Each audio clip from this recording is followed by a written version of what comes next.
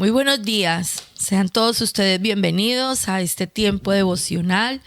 Buenos días, Señor, un espacio que apartamos cada día para comenzar la mañana en la presencia de Dios, estudiando su palabra, siendo edificados, corregidos, enseñados, recibiendo de parte de Dios la sabiduría y la verdad que necesitamos para que nuestras vidas estén ajustadas a la verdad de Dios y todas esas bendiciones con las que Él ya nos bendijo puedan ser activadas en nuestras vidas y en nuestro diario andar.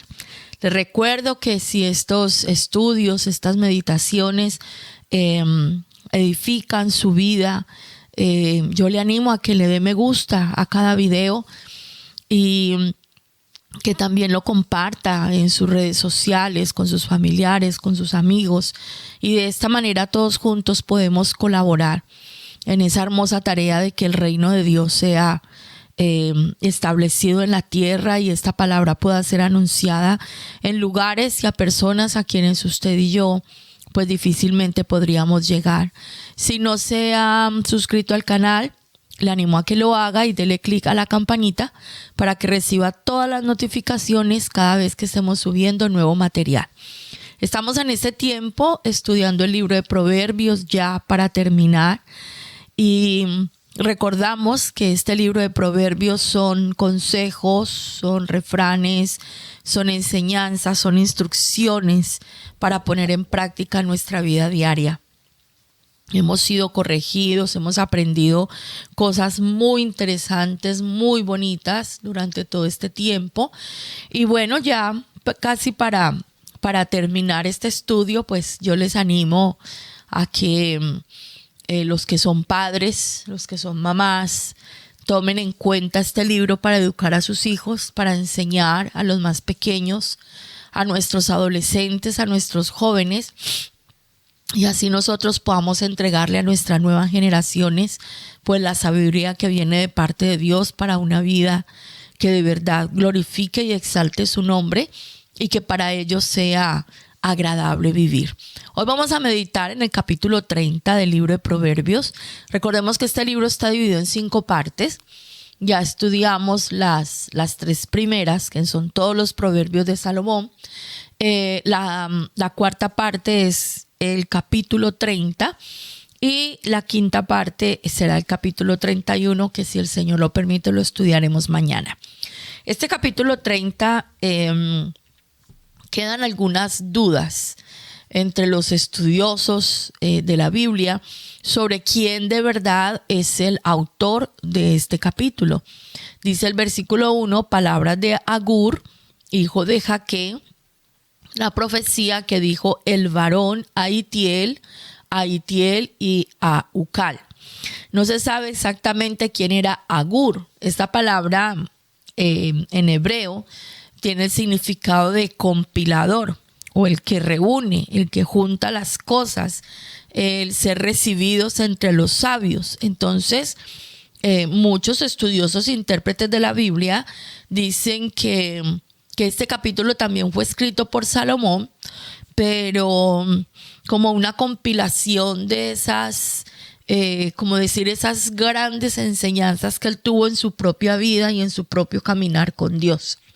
Y al momento que lo vamos a estudiar, pues sí nos deja muchas señales de que el autor es el mismo rey Salomón, pero ya no en su época de joven, de mediana edad, sino más bien proyectándose en su tiempo de vejez después de todas sus vivencias. Total, que dice en el versículo 2, ciertamente más rudo soy yo que ninguno, ni tengo entendimiento de hombre. Esta palabra rudo que se usa aquí no tiene que ver con rudeza de fuerza. Nosotros a veces decimos que una persona ruda es una persona fuerte, que es una persona así, basta. No, este rudo tiene que ver como cuando aquí en España dicen que este sí es bruto, pero de haber perdido, ¿no? Como la razón por un momento, como que tonto soy. Entonces, digámoslo, ciertamente más tonto soy yo que ninguno. Salomón escribe esto, o en el caso que haya sido Salomón, ¿verdad? Porque a pesar de que recibió tanta sabiduría, recordemos que cuando Salomón comienza su reinado, él tiene una conversación con Dios y Dios le dice: pídame lo que quiera, Salomón, que yo se lo doy. Y Salomón le pidió sabiduría para gobernar. Y Dios le dijo: como no me pidió dinero, ni posesiones, ni tierras, ni joyas, sino que me pidió sabiduría, pues le voy a dar la sabiduría, pero también le voy a dar todas las riquezas. Entonces, este rey tuvo mucha sabiduría, pero hubo una etapa de su vida en que dejó esa sabiduría de lado y se dedicó a los placeres y cometió muchos errores, cometió muchos pecados. Para los reyes, por ejemplo, dentro de las leyes que hay en la Torá, para los reyes se les dice que no deben de tener caballos, y él tenía por montones, que no se unieran con mujeres que no fueran hebreas, que no tuvieran muchas mujeres. Y sabemos que el rey Salomón tuvo 300 esposas y 700 concubinas. Entonces, y fue ese desenfreno por las mujeres prácticamente lo que lo llevó a la idolatría y donde se gestó toda la caída de su reino y su fracaso en la vida. Entonces, esto nos hace recordar aquel pasaje en la primera carta a los Corintios, en el capítulo 1, versículos 25 al 29, donde el Señor nos enseña a través de Pablo: porque lo insensato de Dios es más sabio que los hombres, y lo débil de Dios es más fuerte que los hombres. Pues mirad, hermanos, vuestra vocación, que no sois muchos sabios según la carne, ni muchos poderosos, ni muchos nobles, sino que lo necio del mundo escogió Dios para avergonzar a los sabios, y lo débil del mundo escogió Dios para avergonzar a lo fuerte, y lo vil del mundo y lo menospreciado escogió Dios, y lo que no es, para deshacer lo que es, a fin de que nadie se jacte en su presencia. Por más conocimiento que nosotros podamos llegar a tener, jamás estaremos al nivel de la sabiduría y la perfección del Señor. Siempre estamos sujetos a esta carne, a esta humanidad, y habrán situaciones y habrá momentos en que nuestra sabiduría no sea suficiente. Esto nos lleva a nosotros a depender de Dios en gran manera. Entre esa misericordia que Dios tiene de enseñarnos cosas y revelarnos secretos y misterios, nunca debemos olvidar que no se trata de nosotros, sino de Él. Que nosotros, por nuestro propio esfuerzo, nosotros no somos nada y no podemos hacer nada.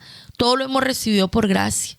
Y todo lo que nosotros podamos tener y disfrutar es solamente por la gracia y la misericordia del Señor. En la Biblia dice: el que esté bien, cuide que no caiga. A veces tener tanto conocimiento, tanta sabiduría se convierte en una jactancia en el corazón. Y comenzamos a sentirnos más que los demás. Y estamos por encima de otros. Cuando el Señor nos dice que más bien tengamos cuidado, porque si podemos subir y crecer es solo por su gracia y su misericordia. Nosotros no somos más que nadie. Recordemos siempre que no se trata de nosotros, sino que se trata del Señor. A Él la gloria, a Él todo el reconocimiento. Y de rodillas, es mejor estar humilladitos en la presencia del Señor que buscar estar en soberbia y en altivez y luego tener que sufrir las consecuencias que eso trae, ¿no? Las disciplinas del Señor. Dice el versículo 3: yo ni aprendí sabiduría, ni conozco la ciencia del santo, quien subió al cielo y descendió, quien encerró los vientos en sus puños, quien ató las aguas en un paño, quien afirmó todos los términos de la tierra. ¿Cuál es su nombre y cuál el nombre de su hijo, si sabes? Esto me hace recordar la vida de Job, muy parecido a ese capítulo 38 de Job, cuando Dios le dice: ahora yo voy a preguntar y usted me responde. Job, afírmense los lomos, póngase bien los pantalones, porque vamos a hablar usted y yo. Parece ser que el rey Salomón le pasó lo mismo, ¿no? Porque eso nos deja ver como que hubo un momento donde él como que reflexionó, reaccionó de lo que estaba viviendo y se hace estas preguntas. Dice: yo no alcanzo a conocer toda la sabiduría, todo el conocimiento del santo, del Dios eterno, y tengo que reconocer esto, ¿no?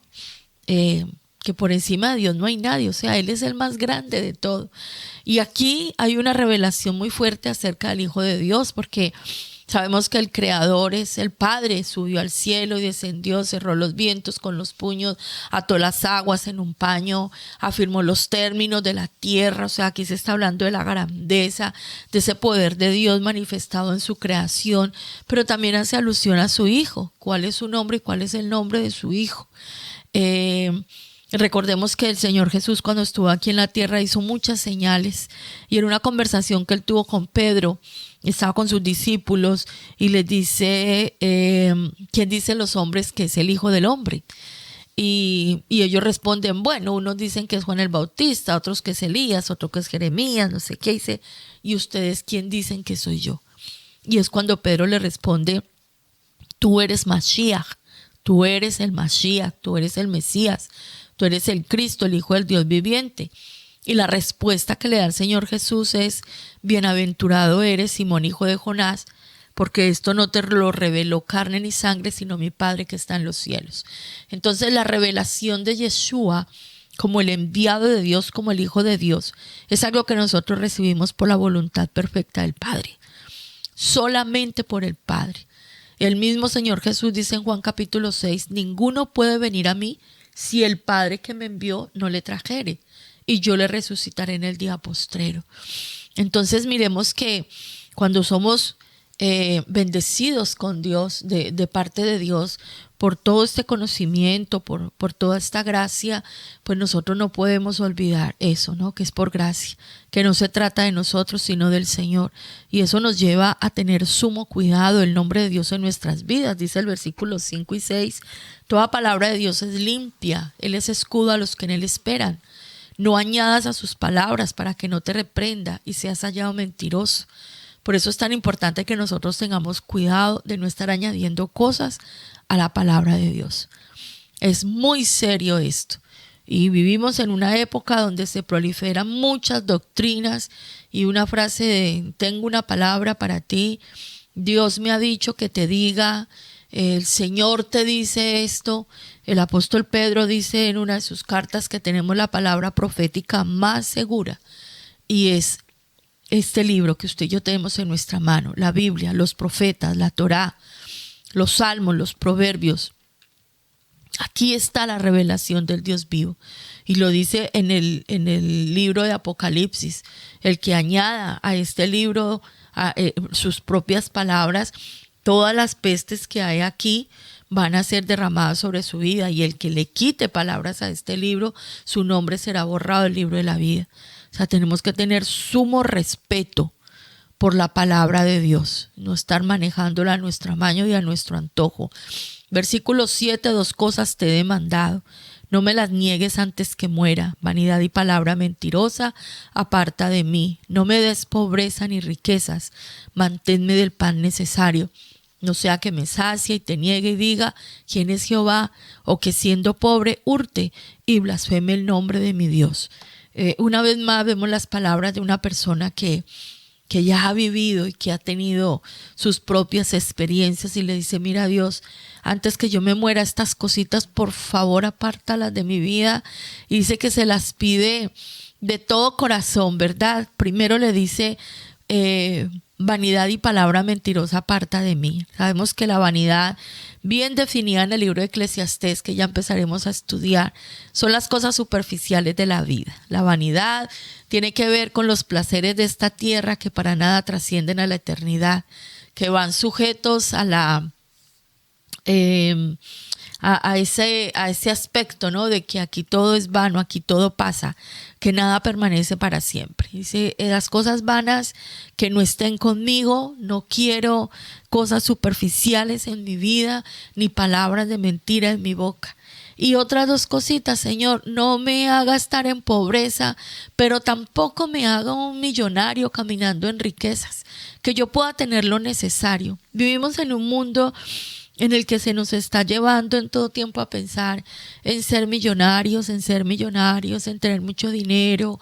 En esta sociedad es muy importante las posesiones que tenemos, tenga casa, compre carro, Bueno, es una cosa tremenda, ¿no? Lo que estamos viviendo ahora.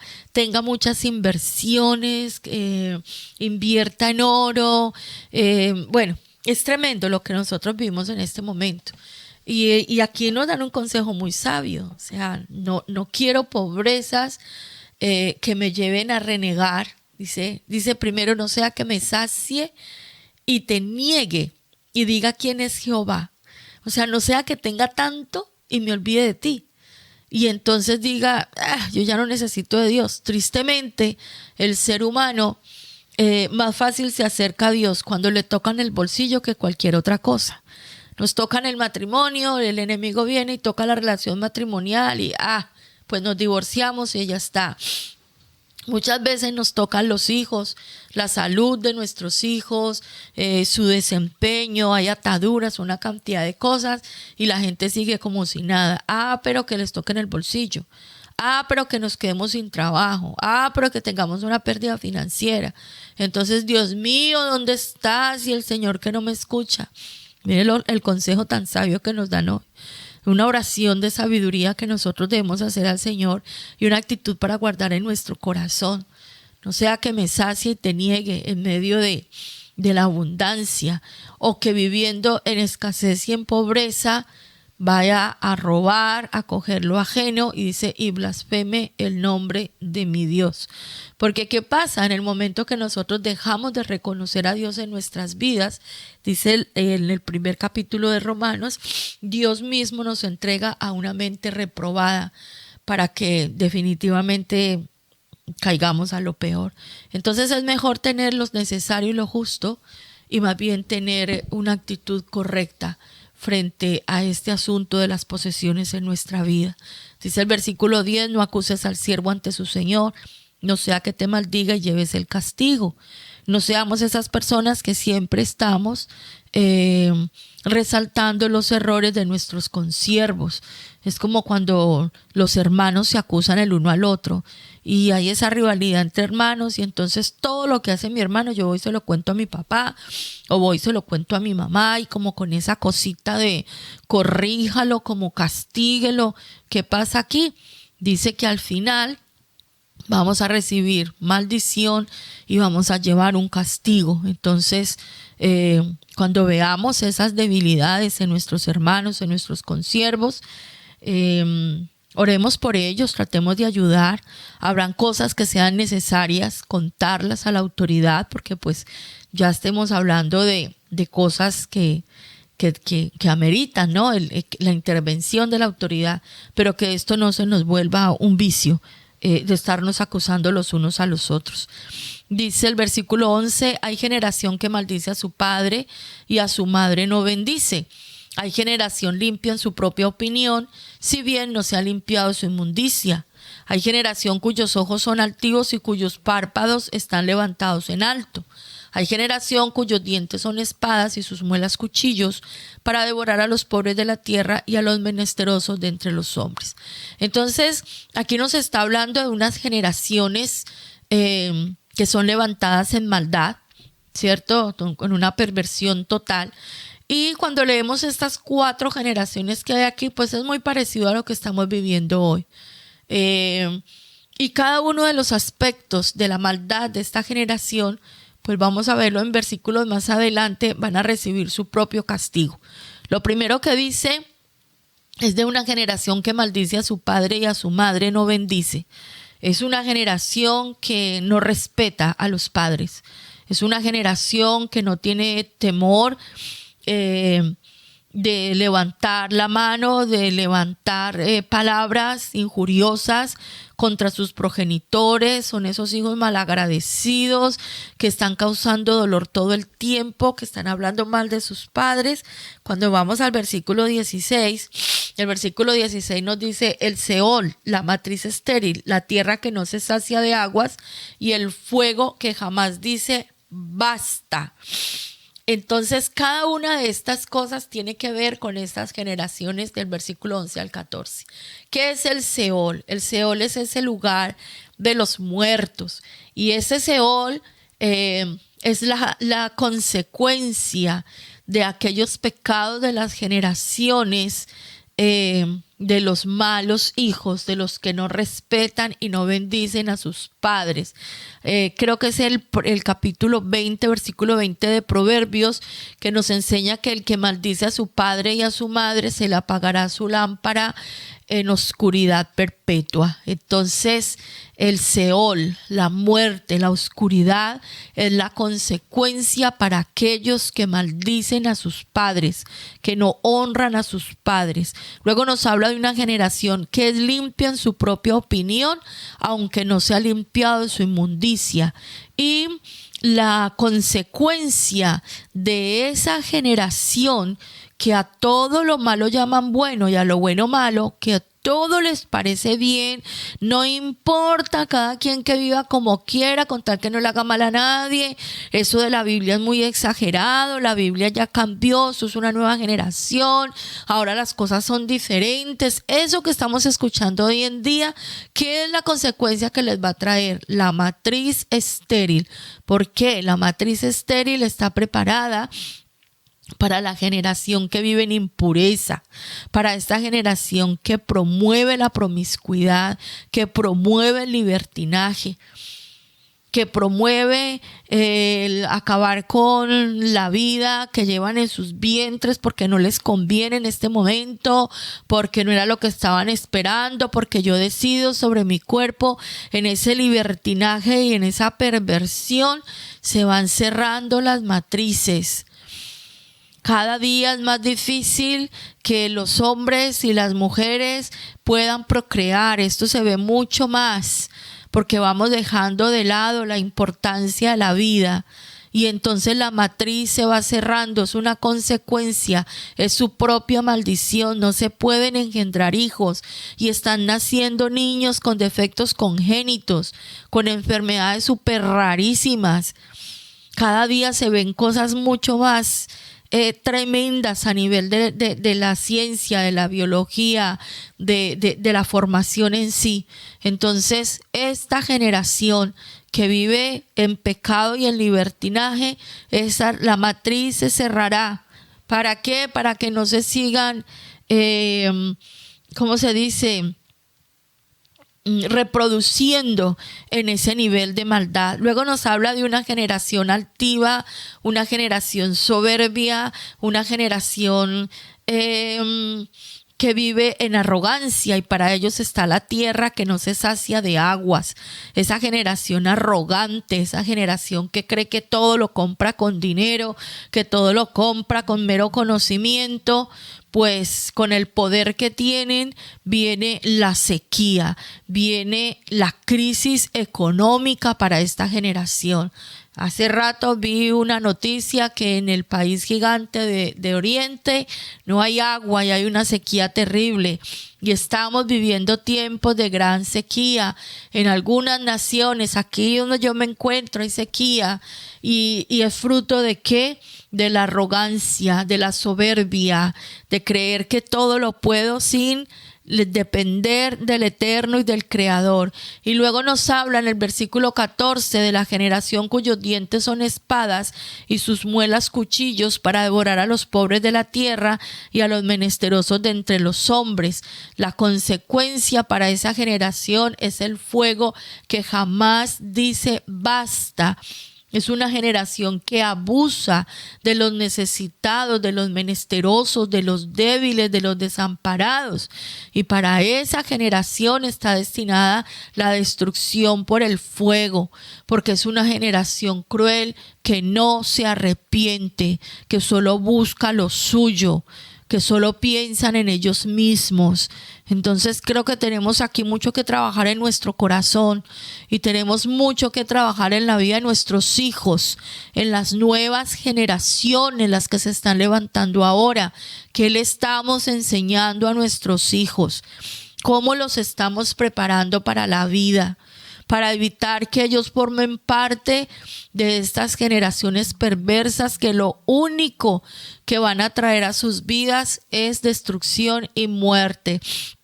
Dice el versículo 17, el ojo que escarnece a su padre y menosprecia la enseñanza de la madre, los cuervos de la cañada lo saquen y lo devoren los hijos del águila.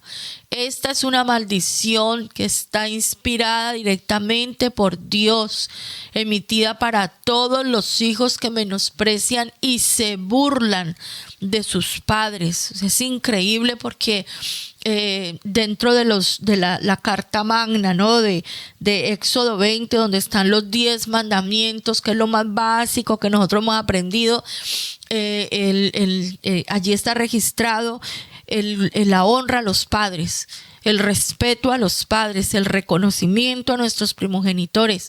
Y una vez más nos dice aquí el Señor, una maldición que cae sobre todo aquel, dice, que escarnece al padre y menosprecia la enseñanza de la madre. Un escarnecedor es un burlador, es el que hace caer en escarnio y el que no le importa hablar mal, burlarse, dejarlos por el suelo delante de los demás. Menosprecia la enseñanza, cierra sus oídos para no escuchar. Qué fuerte, que los cuervos de la cañada lo saquen. A sus ojos quedan en ceguera, no pueden ver, no saben por dónde van a tropezar con todo. Dice, no solamente los cuervos le sacarán los ojos, sino que los hijos de las águilas los van a devorar. Así que aquí tenemos tela de donde cortar. A los hijos los tenemos que corregir y les tenemos que enseñar, no tanto por nosotros, sino por la bendición de ellos. Hoy en día se nos dice que los que no hay que corregir, que cada uno escogerá qué hacer. Y hay dificultades entre los padres y entonces cogemos a los hijos como el caballito, ¿no? Entonces, si yo tengo problemas con mi esposo, yo incito a mis hijos a que le falten al respeto a mi esposo por los problemas que él tiene conmigo, y eso es un error gravísimo. Es un error gravísimo. Nosotros, independiente de las dificultades que haya en la relación matrimonial, tenemos que enseñarle a nuestros hijos a honrar tanto al padre como a su madre, a respetar tanto al padre como a la madre, a obedecer tanto al padre como a la madre. No está bien que el papá en la casa o la mamá dé una orden, dé una instrucción y la otra persona cuando sale de casa le dice, venga, vamos a hacerlo porque ya su papá no está o porque ya su mamá no está. Entonces no importa, como ellos no están, no, mucho cuidado con eso. Está haciéndole daño al corazón de su hijo. Si el padre o la madre dio una instrucción, nosotros la tenemos que cumplir, esté o no esté presente. Y eso es enseñarle a los hijos a tener integridad en su corazón, a tener respeto. Y asimismo ellos van a aprender a ser íntegros delante de Dios, no a manejar una doble cara. Me porto de esta manera cuando está mi padre o mi madre, pero cuando dan la espalda, entonces lo hago a mi manera, pasando por alto su instrucción. Tengamos mucho cuidado con eso, porque estamos jugando con la bendición de nuestros hijos. Dice el versículo 18, 3 cosas me son ocultas, aún tampoco sé la cuarta: el rastro del águila en el aire, el rastro de la culebra sobre la peña, el rastro de la nave en medio del mar y el rastro del hombre en la doncella. Siempre van a quedar consecuencias de las cosas que nosotros vivimos, de lo que hacemos, de lo que decimos. Entonces tengamos mucho cuidado cómo andamos. Aquí habla de cosas que están ocultas. El rastro de la culebra sobre la peña, ¿cómo se puede ver eso? O sea, no nos damos cuenta de lo que estamos haciendo, no logramos entender la profundidad y la dimensión, el daño que se puede causar con una actitud, con una palabra. Por eso tenemos que buscar caminar en rectitud, tenemos que buscar siempre la verdad y pensar en ese mandamiento que nos dio el Señor, de amar a nuestro prójimo como nos amamos a nosotros mismos, de tener cuidado con los niños, con las personas que tenemos cerca, porque podríamos estar haciendo mucho daño y no nos damos cuenta de ello. Dice el versículo 20, el proceder de la mujer adúltera es así: come y limpia su boca y dice, no he hecho maldad. Aquí habla de la mujer adúltera, pero también hay hombres que son adúlteros y es decir, esto no fue nada, ¿cierto? Dice, come, limpia su boca y dice, no he hecho maldad. Recuerde que el pan comido en oculto, dice en el libro de Proverbios, es muy delicioso, pero a la final lo único que trae es muerte. Y todo lo que nosotros hagamos en oculto tarde que temprano saldrá a la luz. Por 3 cosas se alborota la tierra y la cuarta ya no puede sufrir. Por el siervo cuando reina, por el necio cuando se sacia de pan, por la mujer odiada cuando se casa y por la sierva cuando hereda a su señora.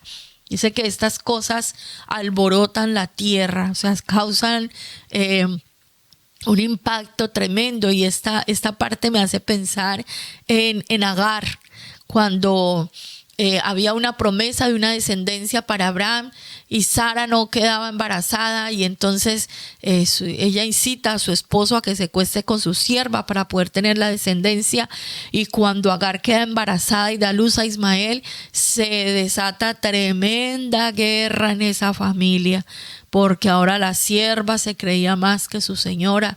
Y bueno, si usted se sabe la historia, sabe que le estoy hablando, y si no, remóntese al libro del Génesis para que vea las cosas que pasan y cómo se cumple este proverbio. Dice el versículo 24, 4 cosas son de las más pequeñas de la tierra, y las mismas son más sabias que los sabios. Las hormigas, pueblo no fuerte, y en el verano preparan su comida. Los conejos, pueblo nada esforzado, y ponen su casa en la piedra. Las langostas que no tienen rey, y salen todas por cuadrillas. La araña que atrapas con la mano, y está en palacios del rey. Nosotros debemos aprender de la naturaleza. Vamos a recibir mucha sabiduría observando la creación del Señor. De las hormigas aprendemos a ser diligentes y trabajadores. De los conejos aprendemos a usar la inteligencia para no trabajar innecesariamente, para no gastar la energía en lo que no produce, sino que usar nuestras energías para lo que es bueno, trabajar inteligentemente.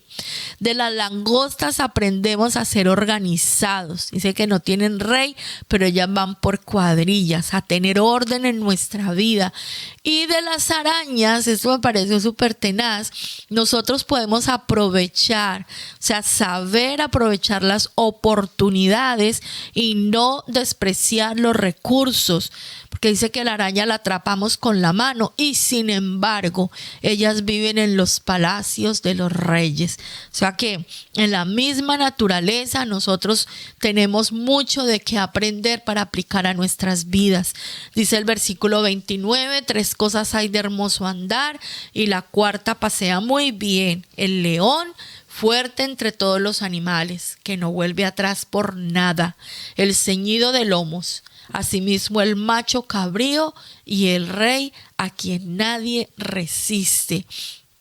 Aquí se nos está hablando de andar con elegancia, un hermoso andar, de andar con gallardía. No hay nada más hermoso que ver caminar un león, ¿no?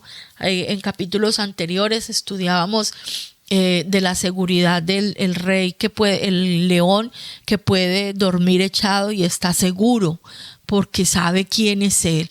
Entonces, este andar elegante que vemos en estos animales también nos hace pensar en nosotros, y no es solamente caminar con la espalda recta para que no tengamos dolores de espalda y nuestra columna no se tuerza, sino la rectitud en nuestro diario andar.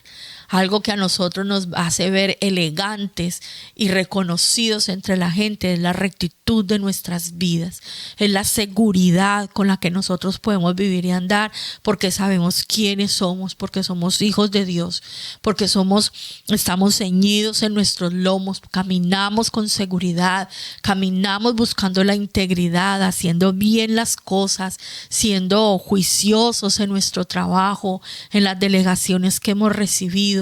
Cuando podemos mostrar con nuestra vida esa gallardía, ese linaje del cual usted y yo hemos sido dotados, que es la misma presencia de Dios en nosotros. Y dice el versículo 32, si neciamente has procurado enaltecerte, o si has pensado hacer mal, pon el dedo sobre tu boca. Ciertamente el que bate la leche sacará mantequilla, y el que recio se suena las narices sacará sangre, y el que provoca la ira causará contienda. Es muy mal el que nosotros hablemos sin pensar, y esto hemos aprendido mucho en este libro de Proverbios. Dice: si neciamente has procurado enaltecerte o has pensado hacer lo malo, pon el dedo sobre tu boca. No te exaltes, no nos salgamos de casillas, no nos levantemos a nosotros mismos, no pensemos hacer lo malo. Más bien arrepentámonos de esa actitud, de ese pensamiento, que paremos en un momento en nuestra vida y retomemos con el Señor en una actitud diferente, para que nosotros podamos experimentar todas las bendiciones que hemos aprendido a través del estudio de la palabra. Y una cosa que aprendemos de este versículo 33, ya para terminar, todo en la vida tiene una causa y un efecto. Las consecuencias de nuestros hechos nos van a alcanzar. Si usted bate la leche, le sale mantequilla. Si usted se suena la nariz demasiado fuerte, va a sangrar. Y si usted provoca la ira, van a haber contiendas y problemas. Entonces, seamos sabios, seamos inteligentes, entendamos siempre esto: todo lo que usted y yo hagamos nos va a traer consecuencias en la vida. Eso nos va a ayudar a nosotros a ser muy cautos a la hora de conducirnos, y vamos a dejar de vivir a la ligera. Vamos a aprender a tomar, a tener precauciones, a andar con cuidado, a tomar decisiones con cuidado, con sabiduría, para que en la vida nos vaya bien. Le invito a que oremos y le pidamos al Señor que nos ayude a traer esta palabra a nuestro corazón. Padre, muchas gracias porque tú sigues hablando, tú nos sigues enseñando, tú nos sigues entregando, Señor, palabra de sabiduría, no solo para mejorar nuestras vidas, Señor, sino para ayudar a formar a las nuevas generaciones, a esos niños, a esos jóvenes que has puesto en nuestras manos en calidad de hijos, o como los discípulos que llegan a la iglesia, a los ministerios, Señor, aquellos que tenemos la bendición de cuidar a nietos, a sobrinos, a niños que llegan a nuestro lado, jovencitos que buscan, Señor, en nosotros algo, compañía, palabra. Señor, gracias porque tú nos das las herramientas, porque aún a través de las cosas diarias de la naturaleza nosotros podemos aprender secretos de vida. Gracias, Señor, por abrirnos los ojos y dejarnos ver las características de esta nueva generación que se ha levantado, alejada de ti en medio de tanta perversidad. Y para nosotros hoy es claro, Señor, las consecuencias que van a venir. Y gracias por alertarnos, gracias por llamarnos a la corrección, Señor, a dejar de hacer lo malo, lo equivocado, y retomar el camino de la verdad. Gracias por alumbrarnos los ojos, gracias por enseñarnos. Gracias, Señor, porque nos ha recalcado muchísimo sobre la pereza, la negligencia, la mentira, el hablar de más. Gracias, Señor, porque tú nos vienes enseñando y vienes a pulir el carácter para no estar iracundos, para no hablar sin pensar. Gracias por ayudarnos, por tu Santo Espíritu, a ser libres de la necedad, y más bien transformarnos en hombres y mujeres sabios e inteligentes, que nos dejamos corregir, que queremos cambiar, que queremos corregirnos, que queremos, Señor, tener una vida diferente. Gracias por este llamamiento que has hecho a nosotros a través del estudio de este libro de Proverbios, Señor, y te pedimos que nos ayudes a poner por obra, a guardar esta palabra, Señor, y vivir y caminar en ella y por ella, para que tu nombre sea glorificado, Señor, y nosotros podamos experimentar la bendición que tú has prometido en tu palabra, Señor.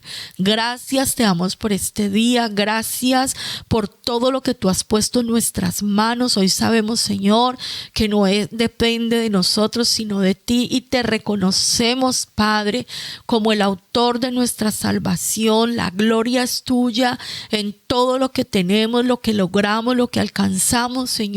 Es solo porque tú estás con nosotros y lo permites y nos bendices, Señor, por amor y por misericordia. Te alabamos y en el nombre de Jesús quedamos en tu bendita presencia en este día, Señor. Amén y amén.